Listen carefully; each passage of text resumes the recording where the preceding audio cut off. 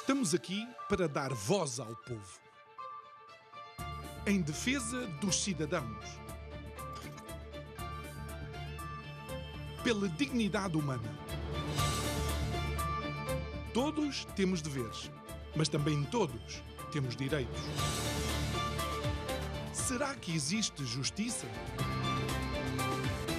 Isto é o povo a falar.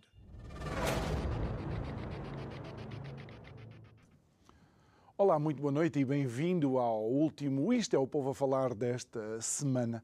E tal como ontem foi o Dia da Criança, hoje não queremos deixar de falar e abordar uma temática que é essencial para todas as sociedades, que são as nossas crianças, aquilo que foi o passado delas, o presente e, obviamente, as perspectivas de futuro. E quem melhor para falar sobre isto do que a presidente também de uma instituição que comemora os seus 40 anos, precisamente este ano. Eu estou a falar da doutora Dulce Rocha, presidente do IAC, o Instituto de Apoio à Criança. Muito boa noite. Obrigado por estar aqui connosco. É sempre um gosto tê-la aqui, especialmente numa data tão simbólica. Tão simbólica. Mas também é um prazer. Eu gosto muito de vir e o João Nuno geralmente é sempre uma simpatia, é muito amável. Obrigado. E realmente esta data representa muito para as crianças, não é? Começou a ser comemorado muito antes da Convenção sobre os Direitos da Criança, de tal maneira que nas Nações Unidas se comemoram também muito o dia 20 de novembro. Mas o que é certo é que muitos países já tinham adotado o 1 de junho e um grande número deles comemoram o dia 1 de junho como o Dia da Criança. Nós no Instituto Apoio à Criança assinalamos sempre com muitas iniciativas. Vamos ter agora no sábado nos Jardins do Palácio de Belém, juntamos o dia do brincar, que foi no dia 28 de maio, e mais o Dia da Criança, e vamos fazer jogos nos Jardins da Presidência. O Museu da Presidência junta-se ao IAC, a GNR também, e vamos ter várias atividades. Vai ser interessante, esperemos que o Sr. Presidente apareça por lá, nunca se sabe. Ele essas coisas parece sempre alguém disponível para... Ele é muito sensível para estas questões. Quando foi da inauguração da nossa sede, coincidiu até com o dia em que se comemora a Constituição da República, no dia 2 de Abril, também esteve, é uma pessoa geralmente, e deu o patrocínio, o alto patrocínio à nossa campanha sobre os castigos corporais, contra os castigos corporais. Portanto, estou convencida que por lá passará. Mas costumam ir milhares de crianças e, portanto, no sábado, se quiser por lá aparecer, também será muito bem-vindo. Teremos todo o gosto, só se me deixarem brincar. E já vai ver o vídeo que temos preparado pelas nossas crianças a meio do programa, que foi, de facto, algo delicioso. A doutora Dulce, eu mencionei o passado das crianças porque não vale a pena estar com rodeios. As crianças, juntamente com as mulheres, foram populações que sempre foram São grupos historicamente discriminados. Exatamente. Sim, há um processo, não é? Ainda ontem estive num webinar promovido pelo Conselho Regional da Ordem dos Advogados. E peço desculpa ter incomodado com as minhas mensagens, porque eu não sabia que a doutora ia mandar mensagens à doutora. Nessa altura ainda não estava a falar, mas estava a ouvir com muita atenção o Dr. Paulo Macedo, que eu levei para a Comissão Nacional há 20 anos, quando fui Presidente da Comissão Nacional. Ainda a Comissão Nacional era muito mais pequenina do que é agora, ainda nem havia estas estruturas regionais e distritais, o que penso que foi uma mais-valia, não é? E que eu lutei muito por isso, mas foi difícil pormos na prática. Agora, ele estava a falar de alguma legislação internacional no sentido de proibir, por exemplo, as crianças de trabalharem mais de 9 horas por dia, mais de 12, quer dizer, onde é que isso já vai, não é? E a partir de quando é que era possível? Portanto, a partir dos 9 é que podiam trabalhar nas minas, está a ver? não, isso é impensável agora, mas quer dizer, nas minas de carvão.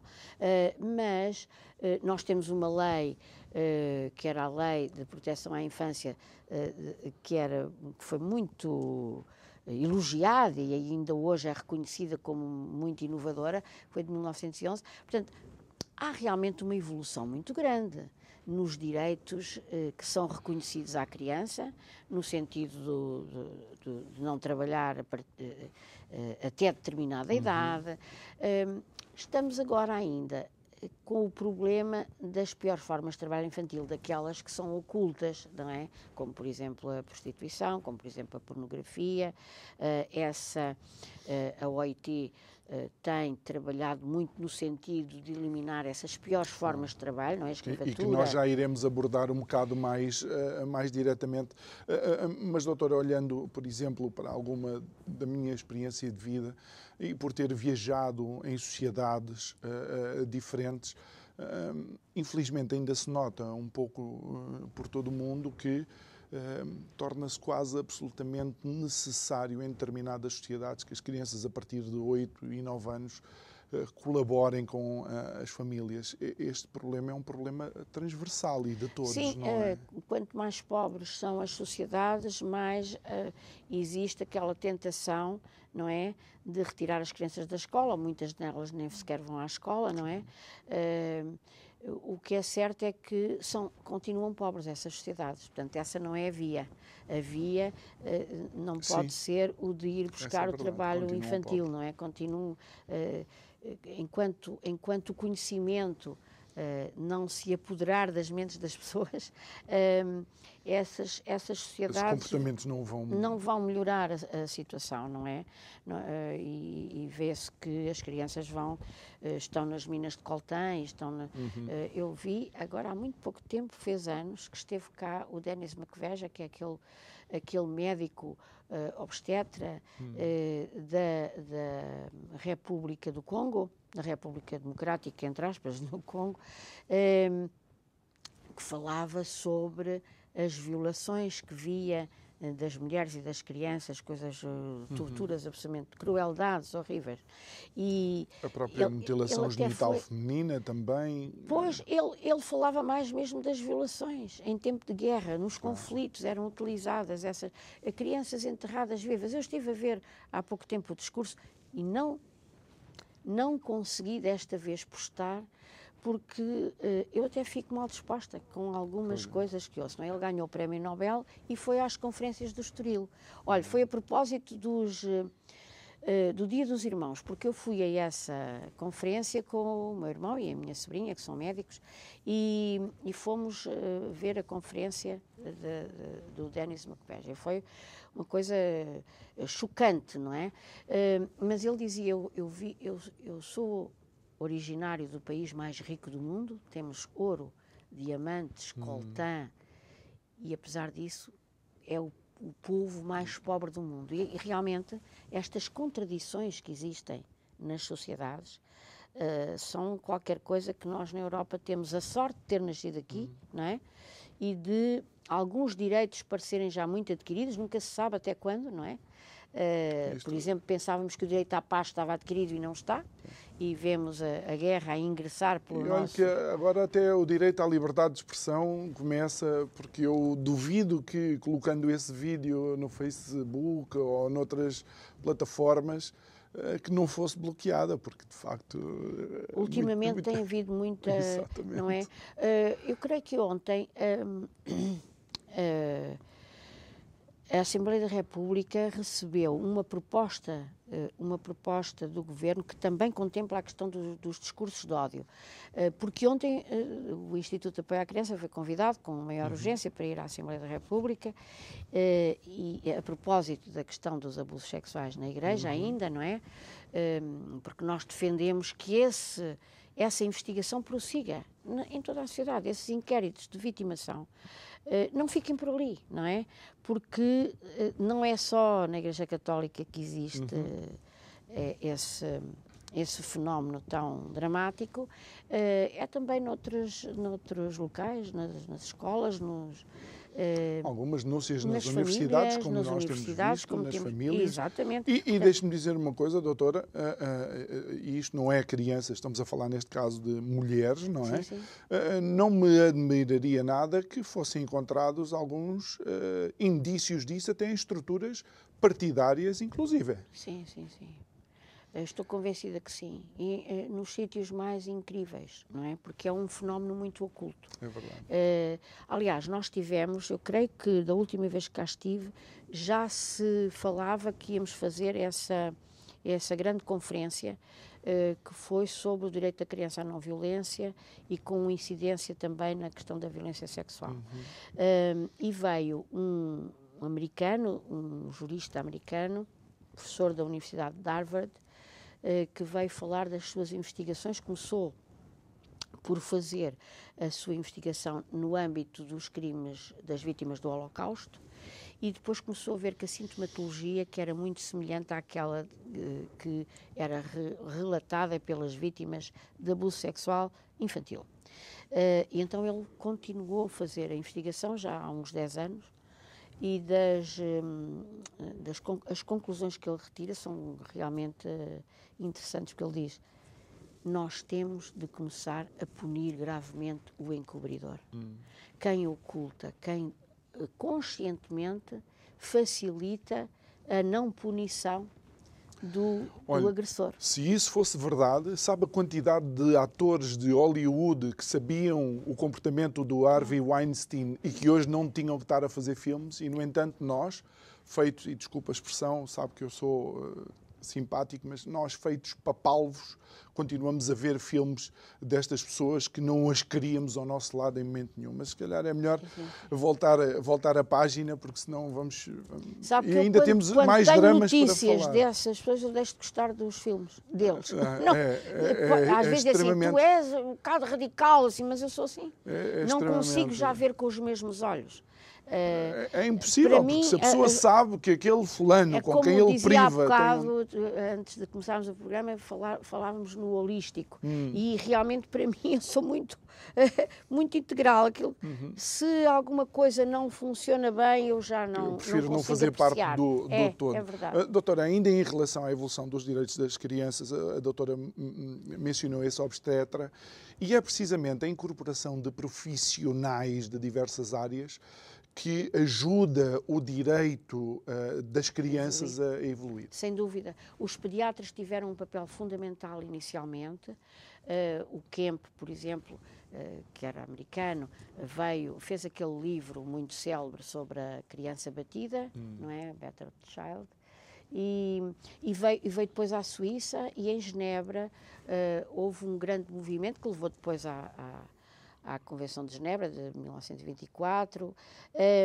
Foi muito interessante a evolução. Ele depois começou a perceber que realmente os pediatras sozinhos também não conseguiam, tinham que chamar outros trabalhadores da área social, da área até da saúde mental, e que no futuro, para acompanharem essas famílias, para ver como é que se portavam, quando se diagnosticava uma criança batida numa família, se era todas as crianças da família que tinham esse tratamento, ou se era preferencialmente aquela. Exatamente. E depois começou a achar que a seguir faltava também o direito. E, portanto, ele começou a querer integrar uma série de profissionais, porque ele dizia: o conhecimento tem de ser partilhado, e daí as comissões de proteção hoje serem comissões interdisciplinares. O que se pretende é que haja vários saberes ali que se conjuguem. Houve uma evolução muito grande. Eu, como há pouco disse, fui Presidente da Comissão Nacional há 20 anos e noto uma diferença extraordinária, quer a nível de conhecimentos, quer a nível das suas experiências e também da sensibilização. Neste momento há uma grande sensibilização já para estas matérias. A doutora Rosário Farmhouse, por exemplo, agora faz parte, eu creio que ela dirige, ela está à frente de um comitê dos direitos da criança do Conselho da Europa. Portanto, está a ver que é reconhecido o trabalho que no nosso país tem havido um caminho, não é? Claro. Claro que ainda há muita coisa por fazer, mas creio que, mesmo assim, é dos países onde houve um olhar mais, pelo menos, mais empático para estas crianças, e não podemos ficar indiferentes. Há a ideia, o Instituto de Apoio à Criança existe há 40 anos e há 35 existe o SOS Criança. Havia mais chamadas, chegou a haver mais chamadas do que agora. Agora voltamos a ter mais chamadas. Mas há muitas denúncias através de... E as próprias crianças, então, que não gostam já dos telefones, é através dos chats, não é?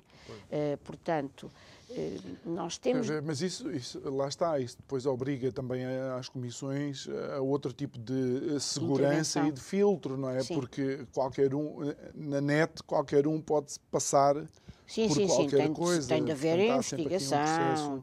E deixe-me colocar aqui duas questões. Ainda assim, vemos novamente um ressurgir agora da investigação do caso Medi, que nos deixa tristemente sinalizados para o resto da Europa, porque de tempos a tempos, infelizmente, este caso vai ressurgindo e apesar do avanço das tecnologias forenses, não se chega a conclusão nenhuma. Esta era a primeira questão, qual é a importância também da participação das forças policiais, digamos, neste chapéu de chuva de proteção às nossas crianças. E a segunda é, obviamente, os profissionais da CPCJ, sempre que perdem, infelizmente, uma criança, ficam tristes, mas ainda assim assistimos a casos em que famílias que estão sinalizadas não se consegue proteger a criança antes. É uma pergunta muito interessante e muito pertinente.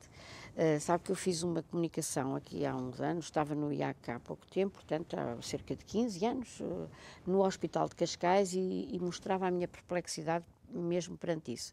Que realmente as crianças sinalizadas nós tínhamos de acompanhar mais para que não houvesse o desfecho que todos nós infelizmente tememos, mas que às vezes sucede, não é?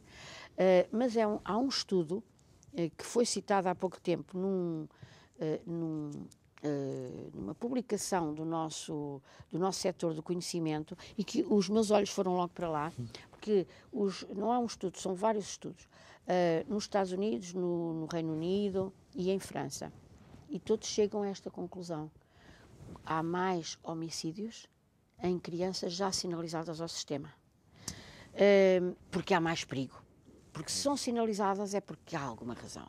E, portanto, nós perante estes estudos temos mesmo de estar cada vez mais alerta, porque se há uma denúncia, se há uma vizinhança, uma professora, uma educadora, um médico, um enfermeiro que denuncia, é porque viu que há ali uma coisa grave. Portanto, nós não podemos abandonar aquela criança. Não é aquela família, é aquela criança. Até porque, doutora, só para ir na sequência daquilo que tem sido a evolução dos direitos à criança, o próprio processo de sinalização de uma criança tem tantos filtros e tem já um corpo tão robusto científico que quando um profissional a sinaliza, já há de facto... É porque há ali mesmo um perigo, não é por acaso que surge. Portanto, a denúncia ao SOS é o início, mas depois temos de começar a ver o que é que se passa.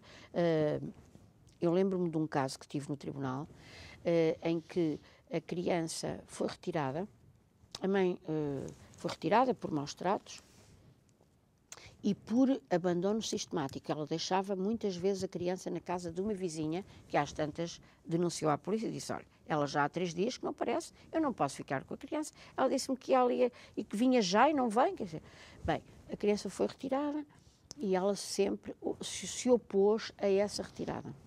Entretanto, teve outro bebê e tratava muito bem o bebê. E depois há aquela empatia, e nós dizemos: mas, meu Deus, realmente ela trata tão bem o bebê e está sempre a reclamar este filho. Acabámos por com muitas cautelas, eu e a juíza ouvimos-la. Ela visitava pouco a criança, mas dava sempre desculpas. Pois, só me põe a esta hora impossível, apanho imenso trânsito e tenho o bebê para tratar. Ela dava justificações que nos faziam sentido. De tal forma que acabámos por entregar a criança. Mas depois fazia-me confusão. As técnicas nunca conseguiam ver a criança. Chegavam lá, ou porque tinha ido à casa de uma prima, ou porque estava a dormir a sesta, e eu disse, não, isto passa-se aqui alguma coisa. Da próxima vez, as senhoras técnicas, desculpa, mas têm de ver a criança. Já não foi a tempo. Porque, entretanto, a criança foi diagnosticada no Hospital da Estefânia, portanto, eles viviam já no outro lado, mas a criança começou a vomitar e não sei o quê, e o rapaz, que era pai do segundo, mas não era deste, foi com ela ao Hospital da Estefânia, que não era o hospital delas, porque eles moravam ali por volta da Amadora, ali, portanto o hospital seria o da Amadora Sintra, mas eles são pessoas que despistam muito, que querem despistar muito. Mas havia uma assistente social muito competente que me comunicou por fax. Ainda não havia os e-mails, essas coisas, isso já foi há muitos anos, há mais de 20. E então foi-se retirar a criança. Disse, isto não pode ser. Havia vestígios, portanto a criança, os vómitos eram por traumatismo craniano, a criança estava cheia de febre e a assistente social conseguiu levantar-lhe a camisinha. Sim. E ele estava cheio de cicatrizes. Não era cicatrizes, era vestígios de ter apanhado com cinto e tal. Tinha sido a mãe. E de facto conseguimos retirar a criança e a criança ficou aliviada quando chegou ao mesmo... Mas, doutora... Portanto, nós temos de estar, claro, até eu que tinha tanta experiência, eu e a minha juíza, até nós nos deixámos levar por aquela conversa. Eu entendo, e não é fácil quem está em posições de tomada de decisão. Que eram verdadeiras aquelas queixas. A questão, e aqui eu creio que tem que existir algum pragmatismo, o problema é que o trauma não vai desaparecer. Portanto, é daqueles casos essa criança acabou por ser adotada. Mas é daqueles casos, doutora, que nós preferíamos pecar por excesso, sem dúvida, do que caso contrário, sem não dúvida. é? Sem dúvida, mais vale denunciar e depois da investigação nós descobrirmos que afinal não era assim, então, não é? Do que não dizer nada. Não podemos dizer, eu já me parecia. Ela realmente andava sempre a bater na criança, a criança andava sempre com roupa que não era adequada. Isso é uma demonstração muito frequente de haver roupa que não é adequada à época. Portanto, mostra uma negligência. Olha, essa é uma informação boa para dar aos nossos telespectadores e aos ouvintes da rádio. Ou seja, se são nós indiferentes olharmos, ao frio, indiferentes ao calor, não querem saber daquilo para nada. Os pais não vestem as crianças de acordo com... É uma demonstração de... Geralmente é assim. Estão sujinhas, cheiram mal. Depois as outras crianças afastam-se delas na escola, portanto não têm higiene. São crianças muito que vivem entregues a si próprias, que por tudo e por nada apanham tabefes. São crianças que geralmente são menos curiosas na escola, têm medo de apanhar uma tarefa ou de ser humilhadas, já na escola reflete não prestas para nada, o comportamento delas. Tu és um estragado.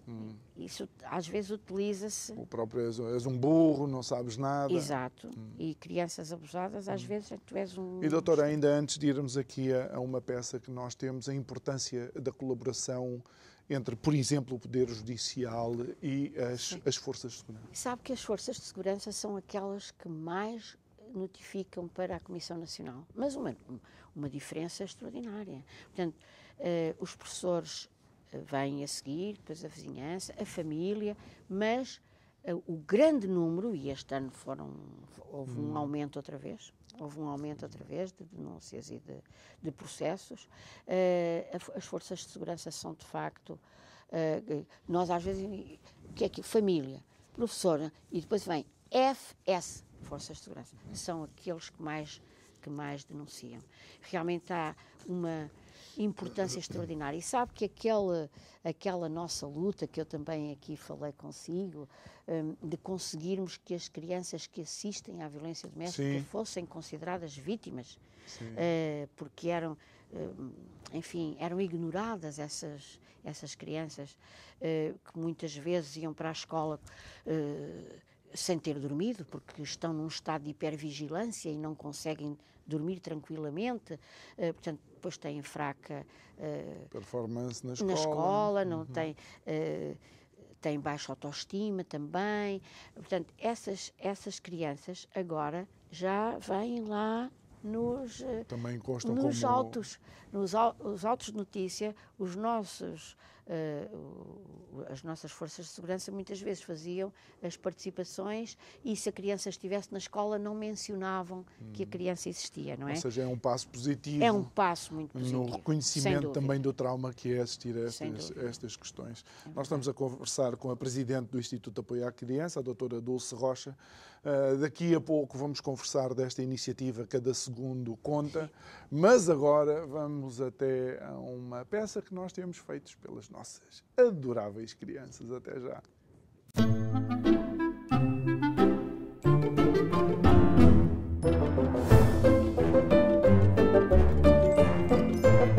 Olá, bem-vindo ao povo a falar em nome. Estão ouvindo? Estás bom, meu querido? Estás fixe? Joga aqui. Yes! Tiveste a fazer o programa, é? Ai, que espetáculo! Até amanhã!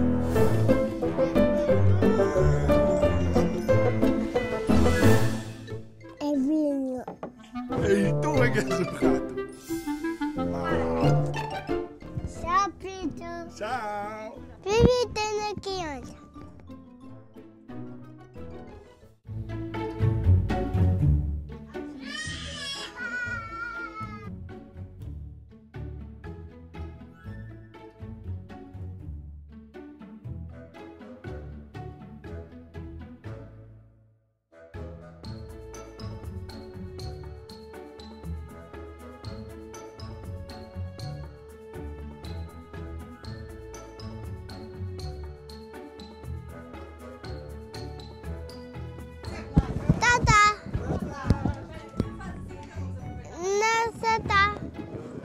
Queres mais um? Não. Fica feito, tá? Então bora lá, vai ser feito. Queres dizer ao João?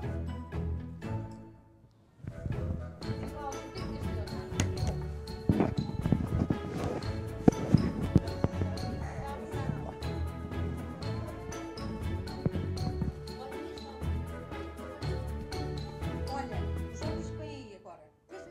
Vai, João, vai aí agora. Eu estou quase a chegar. É vinho. É vinho. É assim, eu é que sei. É vinho. É vinho. Até amanhã. A piuia. Não. Rato. Rato! Pão! O rato és tu é que és o rato! Não. És tu! tu. Ai!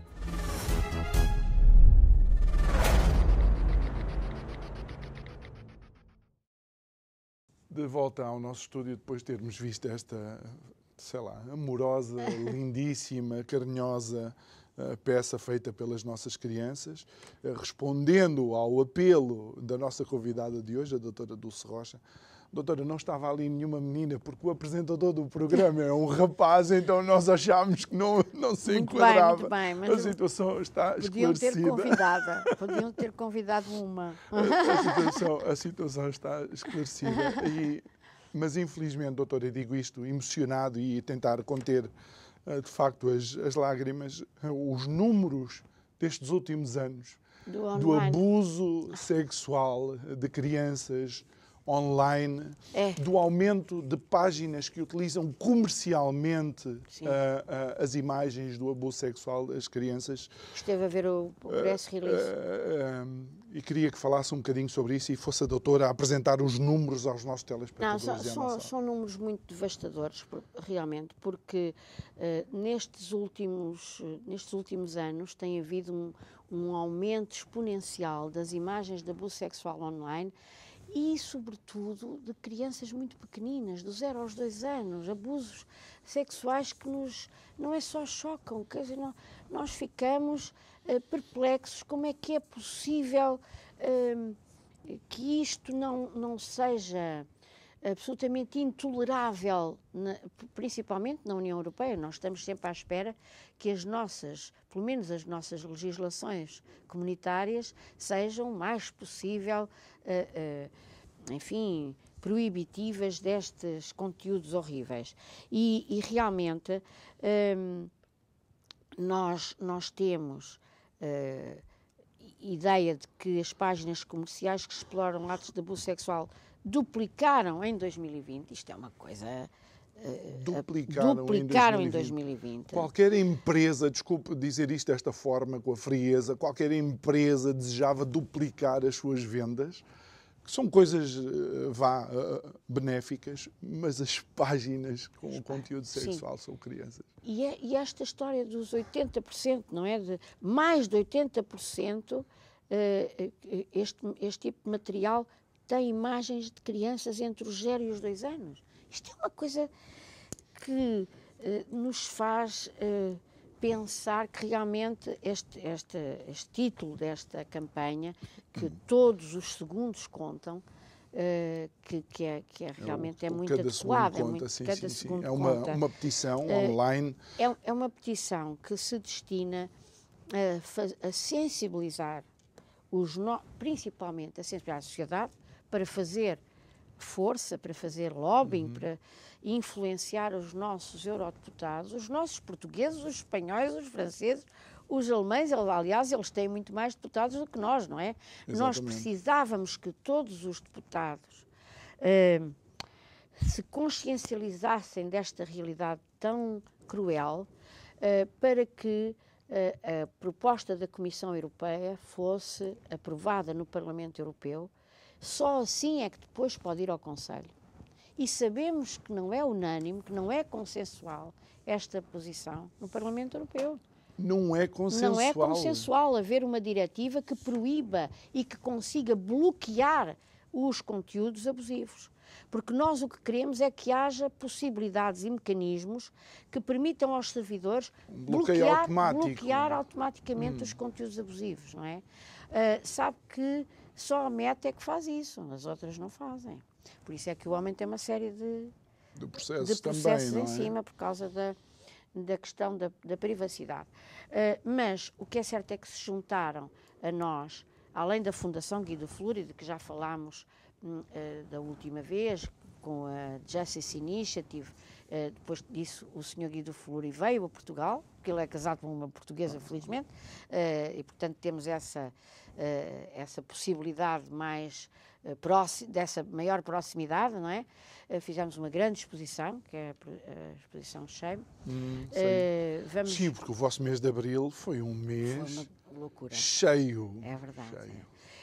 Mas conseguimos juntar a Missing Children Europe, conseguimos a ECPAT, que é uma organização já muito conhecida, a Eurochild também, e portanto estamos muito, a Terre des Hommes, a Child Helpline International, que fez agora anos, em abril também, é o dia das linhas telefónicas de apoio às crianças. Portanto, nós temos uma série de organizações internacionais que se aliaram, se associaram nesta campanha, que visa justamente consciencializar mais os nossos eurodeputados para ver se a diretiva é aprovada. Porque, se não for aprovada até agosto de 2024, nós ficamos pior do que já estamos, imagine. Portanto, nós já não temos segurança na internet para as nossas crianças. Sim. Mas se, Já é algo que vocês têm combatido mas e se a falado sobre diretiva isso. não for aprovada, ainda ficamos pior. Quer dizer, eu não sei o que é que estão à espera para começar, porque depois, para a transposição da diretiva, é preciso tempo. Pois. Portanto, não apenas é necessário que o Parlamento Europeu aprove aquela proposta da Comissão, da von der Leyen, como depois o Conselho tem de aprovar também. Até porque E são 27 Estados. ou a 26. Justiça tem o seu processo, não é? Exato, e depois tem de não- vir para os nossos Parlamentos Nacionais. Quer dizer, nós estamos atrasados para aprovar esta diretiva. E realmente o IAC tem feito os possíveis, temos conseguido. Olha, quem tem recolhido muitas assinaturas é a Francisca de Magalhães Barros, já tem conseguido outras campanhas, como essa das testemunhas, etc. Sim. Considerar que a criança deve ser testemunha, a da violação como crime não dependente de queixa. Ela também esteve nessa luta, que continua, é um combate que não está ganho. Ainda não está ganho. Não está ganho, continuamos a desrespeitar a Convenção de Istambul. Portugal não fez reservas à Convenção de Istambul. O Grevio, constantemente, o Grevio, que é aquele comitê que se destina a verificar se os Estados estão a implementar as convenções, está sempre a fazer notar que Portugal ainda não tem legislação adequada e continuamos nesta. Portanto, não basta haver leis, temos de as cumprir. Deixe-me só dizer a todos os nossos telespectadores e aos ouvintes da rádio que a petição Cada Segundo Conta está no site do IAC, do Instituto de Apoio à Criança. Depois tem lá um linkzinho que diz petição aqui, você pode lá ir, não só você como a sua família, assinar essa petição para que cada vez mais as questões da defesa das crianças relativamente ao abuso sexual online estejam na linha da frente e elas sejam realmente protegidas. Uma Muito outra obrigada. questão, É um grande incentivo. Queremos ser parte da solução ou das alavancas para a solução. Mas, doutora, o desafio também é que nós vemos cada vez, atualmente, aliás, cada vez mais famílias a ficarem, de alguma forma, confundidas mesmo, porque as suas crianças chegam à escola e começam desde muito cedo a ter contacto com determinado conteúdo sexualizado. Acha que se está a dar um passo maior que a perna, estamos a ir em contraciclo? Qual é a leitura? Essa questão foi colocada, mas sabe que o princípio é a informação é importante, okay. A informação é boa. É bom que haja mais informação. Quanto mais informação houver, mais as pessoas poderão defender. Agora, evidentemente, temos de adaptar, não podemos informar uma criança de 4 anos da mesma forma que informamos uma adolescente de 14, isso é óbvio, não é? Portanto, haverá sempre dificuldades na engrenagem. Agora, penso que a solução não será retirar, por exemplo, a disciplina de desenvolvimento e cidadania, que não será retirar a educação sexual nas escolas, porque isso é que é ainda pior, porque nós não podemos adotar o sistema do ocultar tudo, do tabu. Eu estou de acordo, doutora, é? e entendo Agora, que muitas o que vezes devemos é melhorar a nossa informação. Muitas vezes o predador utiliza o efeito surpresa, sem dúvida, e a ignorância para se aproveitar da vítima, por assim dizer. Nós tivemos queixas de adultos, claro. Que naquela altura em que fazem a queixa voltam a ser crianças, por isso é que se dirigem ao IAC, não é? Mas tivemos denúncias de adultos que nunca tinham dito nada a ninguém, tinham sido abusados na infância, e que diziam, eu na altura nem percebia. Claro. Eu na altura nem percebia bem o que me estava a acontecer. Portanto, nós não queremos que isso aconteça. Queremos que as crianças compreendam desde cedo eu entendo. Quer dizer, quando estão incomodadas é porque algo não está bem. Claro. Eu não gosto daquela terminologia do toque boi, do toque moi, isso faz-me... Não gosto disso. Agora, claro. Porque uma criança, quando se sente... Eu costumo sempre dizer, devemos dizer às nossas crianças quando tu ficas incomodada e não gostas é porque algo não está bem. Claro. Então deves dizer a alguém em quem confies o que é que se passou. E nós que temos conhecimento de gerações, se calhar, mais mais ortodoxas e mais fechadas do que as atuais, bem sabemos quanto sofrimento em silêncio existiu, porque as crianças não sabiam aquilo que estava a acontecer entre elas e um adulto. A minha questão é se realmente não se está a correr o risco de tornar isto banal e transformar aquilo que seria conhecimento útil em quase um chamamento para um início até precoce de atividade sexual. Não parece, até porque, olha que eu outro dia vi uma chamada de atenção na net e não sei o que, e depois era fake news, isso não se passou, não é? Portanto, as crianças que têm linguagens sexualizadas e tal, geralmente são crianças abusadas. E isso é que é o nosso grande problema é esse, não é? De termos realmente crianças que, desde pequeninas, sofrem muito. Sabe que esse problema de as crianças não se aperceberem e só conseguem denunciar mais tarde e depois o trauma vai por ali fora durante a infância, durante a adolescência e até na idade adulta, isso está já muito estudado e já faz parte desta Convenção do Conselho da Europa para a Prevenção dos Abusos Sexuais, que é a Convenção do Lanzarote. O Conselho da Europa faz muitas O livro é pequenino, mas eu vou tentar mostrar aqui. E realmente já fala na questão de aumentar o prazo de prescrição e que o prazo de prescrição destes crimes sexuais deve começar a contar a partir da maioridade. E, como ia dizendo há bocado e depois não terminei, ontem na Assembleia da República tive conhecimento que o Governo tinha apresentado uma proposta nesse sentido.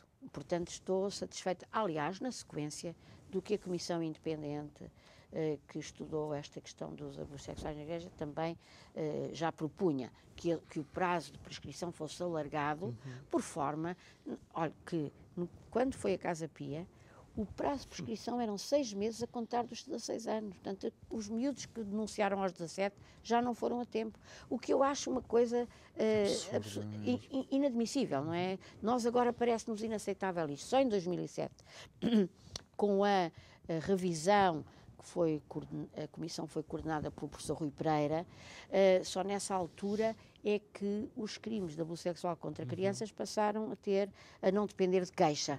Mas ainda há alguns que dependem. A maior parte não depende, mas os abusos sexuais com adolescentes ainda depende de queixa. O que não está certo, porque há adolescentes, meninos e meninas, entre os 14, os 15, que muitas vezes vão a locais a pensar que vão tirar fotografias para a moda e depois são abusados. E isso não está certo, esse crime, não continuar sem depender de queixa. Doutora, ainda em relação a isso, e havendo sido jurista e alguém que, obviamente, teve que lavrar sentenças, creio eu, não é? E acusações. Também, e saltando, não é para o outro lado, mas colocando-nos eventualmente nos pés de uma pessoa que é acusada sendo inocente, há aqui um trabalho também importante de proteger a reputação de alguém que possa eventualmente ser acusado e não ter culpa nenhuma. Isso não é muito frequente entre nós, não é? Porque temos uma lei tão cheia de pormenores que evitam nos últimos tempos apareceram alguns casos em universidades e tudo que se disseram logo que estavam a ser vítimas de cabalas e não sei o quê, mas a doutora está-nos a dizer que é muito raro denúncias mas nesses casos, que se estamos a pensar no mesmo, já havia 6 pessoas a dizer o mesmo, quer dizer, pode inicialmente haver, mas como é que é uma pessoa tão extraordinária, tão conceituada, tão prestigiada, mas depois vêm muitas pessoas dizer o mesmo. Pessoas diferentes que se calhar quase nem se cruzaram, tempos diferentes e épocas diferentes. O que acontecia também no caso Casa Pia, havia o Dr. Álvaro de Carvalho, que já nos deixou, mas ele dizia-me muitas vezes, ele quando começou a perceber-se da dimensão do problema, depois de tal maneira que foi presidente da Associação Rede de Cuidadores, que era vice-presidente a doutora Catalina Pestana, mas o Álvaro Carvalho dizia-me, Dulce, sabe o que é? São gerações diferentes, nem se conhecem. Isto não pode ser cabala. Porquê? Porque eu interroguei-o sobre isso. Nós fazíamos parte do mesmo... nós pertencíamos àquele grupo de trabalho para que fomos convidados pelo Dr. Bagão Félix, que era o Conselho Técnico-Científico da Casa Pia. Eu era a única mulher. A Catalina ia lá e tal, para me fazer de vez em quando companhia, mas o resto eram homens. Mas ele inicialmente não conseguia acreditar que aquilo fosse tudo verdade. E, progressivamente, apercebeu-se de que não podia ser, porque eram várias gerações que nem se conheciam. Portanto, é essa a questão, quer dizer, quando vêm muitas denúncias... Dificilmente será uma cabala. Exatamente. E, doutora, agora uma pergunta pessoal, se me permite. Como é que a doutora lida na sua memória com esses depoimentos? Ouvir Muito mal, essas sabe histórias? que ainda outro dia, isto é extraordinário, o professor, o Dr. António Castanho, não sei se conhece, mas é uma pessoa muito interessante também para convidar. Ele esteve na PSP muitos anos, agora está a fazer o seu doutoramento em violência doméstica, e ele falava que no consultório dele aparecem muitas vezes pessoas com muitas ansiedades e que geralmente houve problemas na infância, ou de abuso sexual, ou de violência doméstica, vivida ou vivenciada, não é? Os maus tratos contra eles próprios ou contra as suas mães, ou viram as suas mães ser espancadas. E ele dizia que muitas dessas pessoas, também, algumas dessas pessoas, eram também profissionais que lidaram com estas questões. O que eu vi foi que no caso da Casa Pia, muitos colegas meus e muitos amigos meus ficaram com cancro. É uma coisa extraordinária. Eu disse, meu Deus, como é isto? Como é que isto é possível? Não é? Eu tive a sorte de só saber, de não ouvir essas crianças. Eu estava na Comissão Nacional e só ouvia os meus amigos que tinham ouvido as crianças. Exatamente.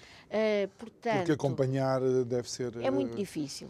Há muito pesadelo, e eu às vezes assim, eu tenho de deixar isto, senão qualquer dia porque nós próprios fico aqui doente. ficamos emocionados. Mas é necessário que os profissionais também sejam acompanhados. É importante que também sejam apoiados, mesmo que não seja a nível terapêutico, mas ao menos que consigam partilhar. Eu sou muito de partilhar. Sou muito de contar às pessoas e ver lá o que me aconteceu e hoje tive o caso assim, e isso talvez me tenha defendido a nível mental, não sei, digo eu. Sim, emocional, porque mas, carregar provavelmente com toda essa informação. Eu chegava a casa e contava à minha mãe. Eu lembro-me da minha mãe dizer, filha, não sei como é que consegues viver com isso. Mas eu era sempre, não ficava com o sofrimento para mim. Talvez isso tenha, alguma influência teve. Não é? Doutora, E depois vocês também gostam de me ouvir e convidam-me, eu vou contar. Depois faço estas perguntas pessoais porque me faz todo sentido colocar a questão no momento em que estávamos na conversa. Nós estamos praticamente já nos últimos minutos. Doutora, aquilo podemos deduzir que, de facto, não podemos baixar a guarda e temos que ser intransigentes na defesa e proteção das nossas crianças. Sem dúvida. Isso é mesmo aquele sentimento que eu gostava que ficasse, e fez muito bem em fazer essa pergunta, porque nós pensamos que estamos a avançar muito e depois há uma regressão, não é? Nós pensamos, já sabemos imenso, mas não tratamos dos ocultadores, mas não tratamos da compensação. Falta compensar as vítimas. Não ouvimos falar nisso. Quer dizer, é absolutamente essencial. Os outros países já compensaram. Nós não podemos continuar a fazer de conta que as agressões não existiram, que os abusos não existiram, não é? Portanto, a nossa legislação está a melhorar, mas ainda falta muito para chegarmos lá. Portanto, a questão de não depender de queixa é uma, claro. a questão, por exemplo, de subir um pouco as penas, os limites máximos das penas, também para não permitir tanta suspensão da execução da pena, isso também é importante. Portanto, estas conversas são muito importantes para consciencializar mais. E é por isso que Muito nós a obrigada. convidamos com todo o gosto, a doutora Dulce Rocha, presidente do IAC, Instituto de Apoio à Criança. Obrigado por ter estado aqui connosco. Antes do programa terminar, duas questões. A primeira questão é dizer-lhe que o Isto é o Povo a Falar agora tem um canal próprio no YouTube. Não se esqueça, procure por Isto é o Povo a Falar no YouTube. Subscreva ao canal, ponha o seu like para nos ajudar. E queria lhe dizer que, quando acabar o genérico, foram transmitidas na internet 6.000 imagens de crianças a ser abusadas sexualmente. Pense nisso. Bom fim de semana.